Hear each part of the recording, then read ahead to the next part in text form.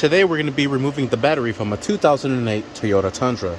The tools you'll be using will be a deep socket 10mm. I'm using my ratchet power tools and a 10mm wrench to be able to get this negative terminal on this side because it's pretty close to the firewall here. So let's start by loosening up these 10mm nuts on both the negative and the positive side. Oh, that one's pretty tough. Once you have them both loose, this battery is completely dead. We have to jump it every single time we want to move this vehicle.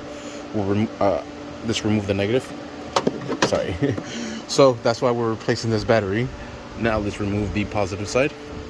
And with our 10mm deep socket, we're going to loosen up this battery bracket from here and from here as well. With that being loose, we're able to remove this bracket out of the way.